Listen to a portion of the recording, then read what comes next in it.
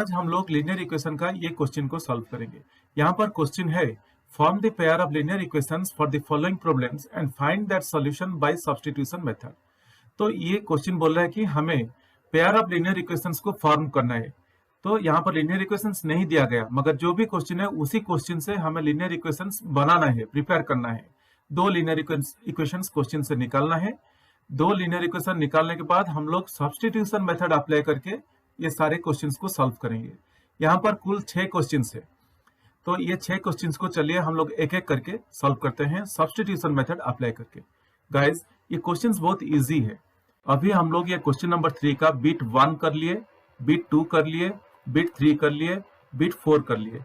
अभी चलिए ये क्वेश्चन नंबर 3 का बिट 5 को आंसर करते हैं। बिट 5 में क्या है? A fraction becomes 9/11 if 2 is added to both the numerator and denominator. If 3 is added to both the numerator and the denominator, it becomes 5/6. Find the fraction.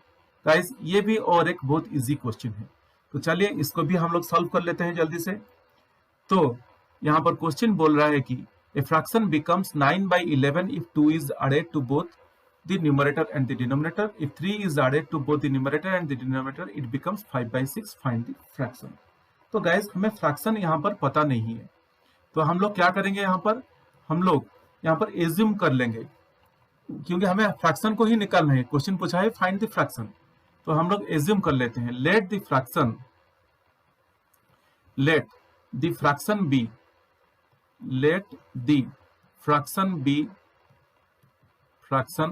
B x by y. हमें पता नहीं है, हम लोग assume कर लेते हैं। तो सिचुएशन 1 क्या है? सिचुएशन 1 क्या बोल रहा है? A fraction becomes 9/11 if 2 is added to both the numerator and denominator. तो हम लोग का फ्रैक्शन है x बाई वाई है। अगर हम लोग 2 ऐड कर रहे हैं न्यूमरेटर को और डिनोमिनेटर को, वो हमें फ्रैक्शन आ रहा है 9/11। तो ये एक लीनियर इक्वेशन हो गया है। कितना इजी है ये देखिए, x + 2 by y + 3 is equal to 9/11. If 3 is added to both the numerator and the denominator, it becomes 5/6. अगर उसी फ्रैक्शन में अगर हम लोग न्यूमरेटर और डिनोमिनेटर में 3 ऐड कर रहे हैं, तो ये हो जा रहा, हमें मिल रहा है 5/6। ये लीनियर इक्वेशन नंबर 2 हो गया। तो गाइज, हमें 2 लीनियर इक्वेशन मिल गया। तो चलिए अभी दोनों लीनियर इक्वेशन को लेके हम लोग दोनों लीनियर इक्वेशन लेके हम लोग अभी इसको सॉल्व करते हैं। एक्स एंड वाई वैल्यूज निकालते हैं, तो देखेंगे कैसा हो रहा है यहाँ पे। तो एज यूजुअल स्टेप 1 में लिखूंगा स्टेप 1 में क्या होता है जनरली, फ्रॉम इक्वेशन 2, मैं इक्वेशन 2 ले रहा हूं, आप लोग इक्वेशन 1 लेके भी कर सकते हैं। फ्रॉम इक्वेशन 2 हम लोग का इक्वेशन 2 क्या है? x + 3 by y + 3 is equal to 5/6 है। अभी इसको क्रॉस मल्टीप्लाई कर लेते हैं। कैसे करेंगे? ये जो 5/6 है ना, ये 5/6 को हम लोग राइट हैंड साइड पे, लेफ्ट हैंड साइड पे लेके मल्टीप्लाई करेंगे, और y + 3 को देखिए क्रॉस मल्टीप्लिकेशन कैसे करते हैं। तो यहाँ पे करूंगा मैं 6 × x + 3 is equal to 5 × y + 3। मैंने क्या किया, यहाँ पे डिनोमिनेटर पे जो 6 था उसको लेफ्ट साइड को जब हम लोग मूव करेंगे, ये जाके मल्टीप्लाई हो जाएगा x + 3 के साथ, और यहाँ पे डिनोमिनेटर पे जो y + 3 है उसको मैं जब राइट साइड को मूव करेंगे, ये जाके 5 के साथ मल्टीप्लाई हो जाएगा। बस उतना ही। तो ये अभी हम लोग इसको सिंप्लीफाई कर लेंगे। 6 × x, तो 6x + 18 is equal to 5y + 15,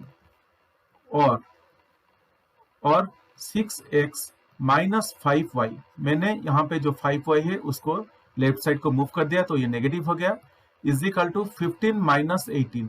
यहाँ पर 18 जो है लेफ्ट साइड में, उसको जब राइट साइड को मूव किया, ये -18 हो गया। तो इसी तरह से हमें मिल गया 6x - 5y is equal to 15 - 18, और 6x - 5y is equal to -3। तो क्या मिल रहा है? 6x - 5y is equal to -3 मिला। कैसे? 15 - 18 इज -3, और मैं इसको कुछ इस तरह से लिख सकता हूं, और 6x is equal to -3, 6x is equal to -3 plus 5y। ये कैसे 5y प्लस हो गया?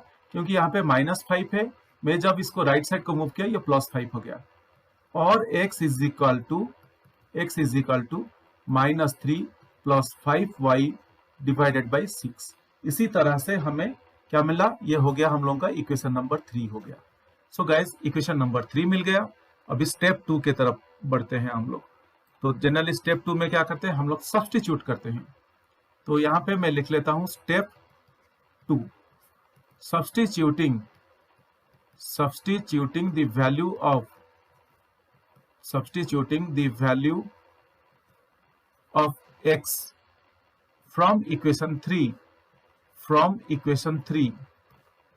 in equation 1। ये जो x का वैल्यू हमें मिला है इक्वेशन 3 में, अभी इसको लेके इक्वेशन 1 में डाल देंगे। तो हम लोगों का इक्वेशन 1 क्या था, ये x + 2 by y + 2 is equal to 9/11 था। ये हम लोगों का इक्वेशन 1 था। अभी इक्वेशन 1 पे x के जगह पे मैं डालूंगा -3, मैं डालूंगा -3 + 5y डालूंगा। बट डालने से पहले मैं थोड़ा इक्वेशन 1 को थोड़ा सिंप्लीफाई कर लूंगा। कैसे, वही क्रॉस मल्टीप्लाई करके। तो क्रॉस मल्टीप्लाई जब करेंगे 11 × x + 2 हो जाएगा, that is equal to 9 × y + 2 हो जाएगा, और 11x + 22 is equal to 9y + 18, और 11x - 9y is equal to 18 - 22। क्या मिला, 11x - 9y is equal to 18 - 22। Left side में जो 22 प्लस होके था, जब राइट साइड को वो गया माइनस हो गया, और राइट साइड पे जो 9y प्लस होके था वो लेफ्ट साइड को जब आया वो माइनस हो गया। तो इसी तरह हमें मिला 11x - 9y is equal to 18 - 22, और 11x - 9y is equal to -4। क्या मिला, 11x - 9y is equal to -4 मिला। अभी हम लोग क्या करेंगे, यहाँ पे वो जो x का वैल्यू हमें ऊपर मिला था वही x का वैल्यू अभी लेके डाल देंगे। यहाँ पे मैं अभी वही डालने वाला हूँ, 11 × x। तो ऊपर हमें x का वैल्यू क्या मिला था, x is equal to -3 + 5y by 6, -3 + 5y, -3 + 5y divided by 6, -9y is equal to -4। Simply x के जगह पे मैं x का वैल्यू रिप्लेस कर दिया। अभी 11 इसके साथ मल्टीप्लाई कर लेंगे, तो -33 + 55y by 6, -9y is equal to -4। अभी डिनोमिनेटर को सेम करेंगे। अभी 9y बोले तो 9y बाई 1 है, तो मैं उसको लिख सकता हूँ -33 + 55y बाई 6, -9y × 6 बाई 1 × 6। मुझे डिनोमिनेटर पे 6 चाहिए था, इसलिए मैं डिनोमिनेटर पे 6 मल्टीप्लाई किया और न्यूमरेटर पे भी 6 मल्टीप्लाई किया। तो इसलिए ये हो गया, हमें क्या हो गया, -33 + 5y by 6, -9y × 6 by 6 that is equal to 4, और -33 + 55y by 6, -9 × 6 = 54, 9 × 6 = 54, 54y by 6 is equal to 4। अभी आसानी से हम लोग इसको सॉल्व कर सकते हैं। -33 + 55y -54y by 6 is equal to 4, और मैं इसको लिख सकता हूं -33 + 55y -54y is only y, plus y is equal to 4 × 6। ये यहाँ पे जो 6 है जब राइट साइड को जाएगा वो मल्टीप्लाई हो जाएगा 4 के साथ, तो क्या मिलेगा, -33 + y इज इक्वल टू 4 × 6।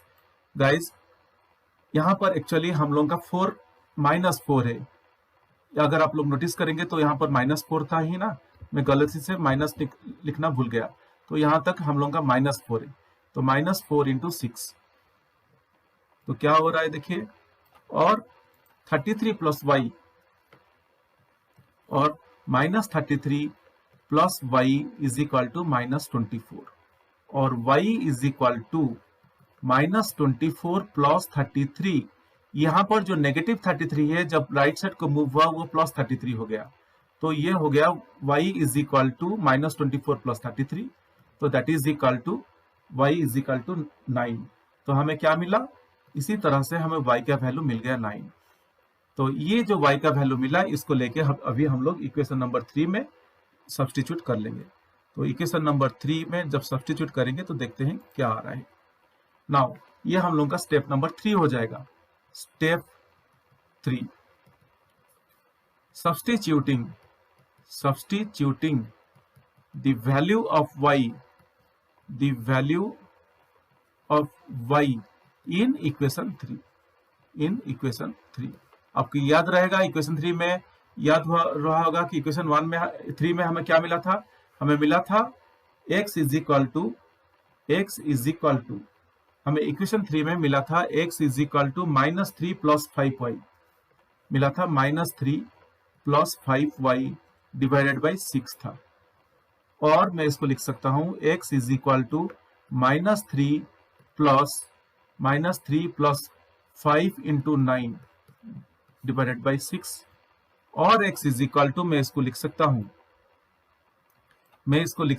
और x इज इक्वल टू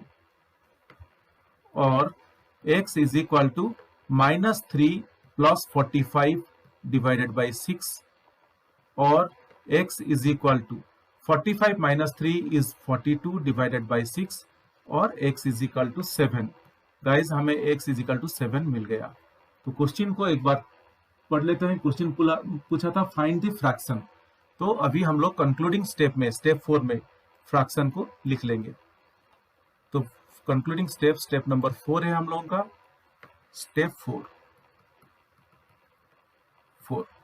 हम लोग एज्यूम किए थे let the fraction be x by y। हम लोग का फ्रैक्शन क्या था, फ्रैक्शन था x बाई y था।